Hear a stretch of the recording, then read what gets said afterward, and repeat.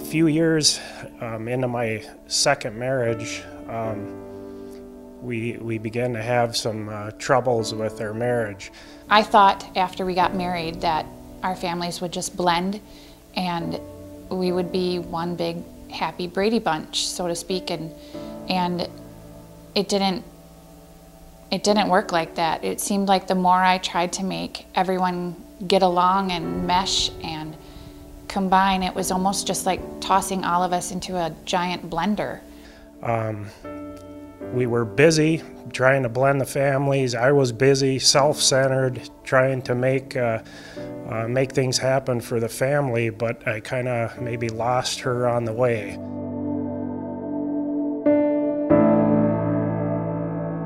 About a year to a year and a half into our marriage, we separated. I actually moved out on my own with my children, and I left. At that point, I was done. I had had it. I was tired of being lonely. I would rather be alone in my own space and be lonely than to be in a marriage where I'm cohabitating with someone and I'm lonely.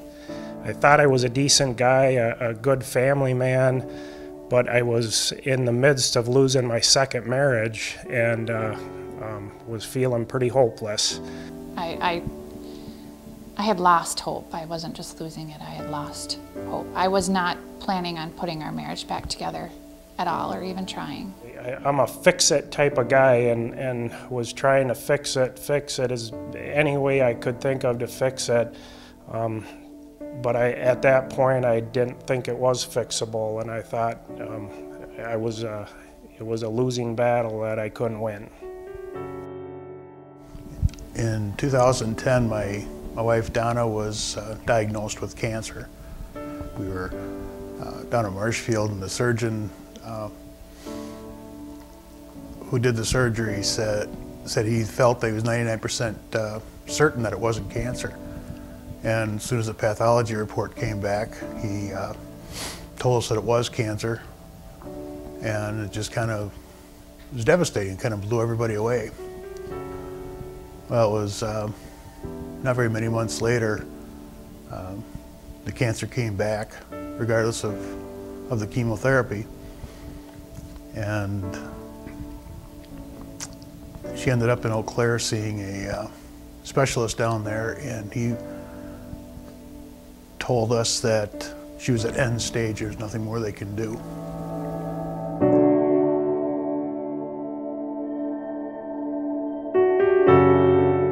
That was kind of the last week of her life, and that really hit us really hard too. And when she did die and things started settling down, I was lost. You know, the woman I've been with for 32 years is now gone, and here I am alone.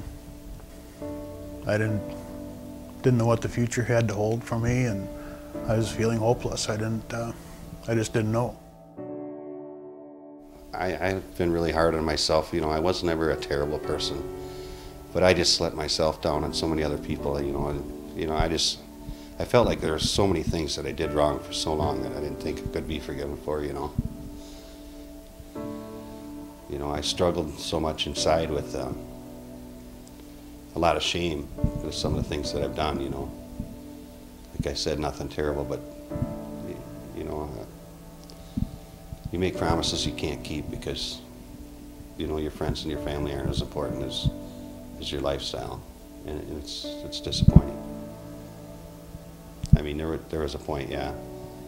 Like I said, you know, back in August, I was to a point where I just didn't know what I was going to do anymore. And I thought it was just too late, you know, I'm too old, you know, how do I start over, you know, what do I do?